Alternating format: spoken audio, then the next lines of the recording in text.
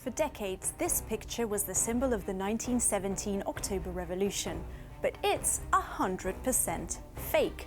You can see soldiers charging at the Winter Palace in St. Petersburg. The date is October 25th, 1917.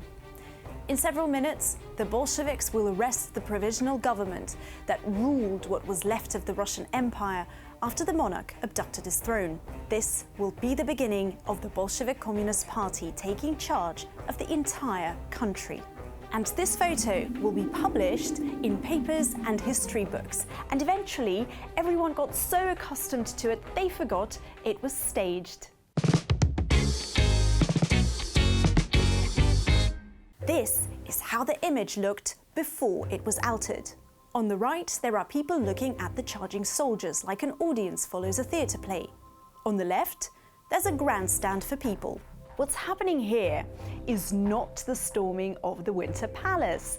It's a theatrical reenactment that happened 3 years later in 1920, which doesn't change the fact that the altered version of this photo was in history books and is still being used as an authentic document by both Westerners and Russians. Marking 3 years of the Great October Revolution, the Bolsheviks decided to stage a grand reenactment of the events and chose Nikolai Yevreynov as the director. Yevreynov believed that the role of theatre was to blend in with reality. For him, everything that happened was a theatrical performance.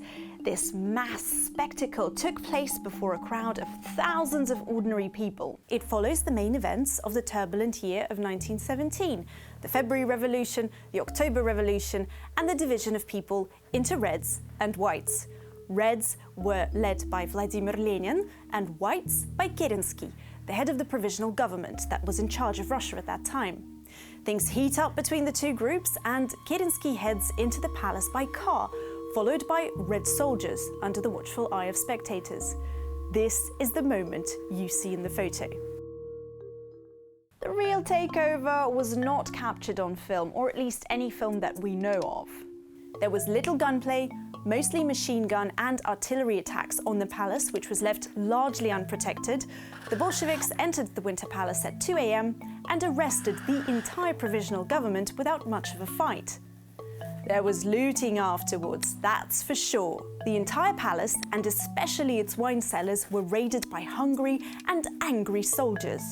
John Reed, an American journalist that documented the events in his famous book 10 Days That Shook the World, writes in detail of this day. And there were no big battles. He only mentions 10 men killed. The city was quiet, probably never so quiet in its history. On that night, not a single holdup occurred, not a single robbery.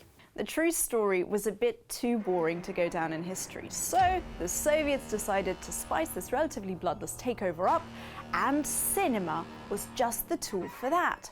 That was the job for Yevreynov and his mass spectacle. His show became an inspiration to Sergei Eisenstein's 1927 movie October about the same events, and then to Mikhail Rom's 1937 movie Lenin in October. Countless paintings and artworks followed. This is how this night was depicted in history books. With fire raging, guns blazing, soldiers screaming. This night marked the beginning of the Bolshevism that lasted 70 more years. And that, ladies and gentlemen, is how you turn one quiet night into a grand beginning of the Soviet era. Yevreynov thought that the participation of eyewitnesses strengthened the audience's sense of the production's authenticity. Thousands of spectators watched the performance at the Winter Palace. When the production entered its final phase and it was time for the storm, the audience was so immersed in the atmosphere that they rushed towards the Winter Palace together with the actors. So Yevreynov's plan came true, theatre became reality, and the wall separating life from stage collapsed.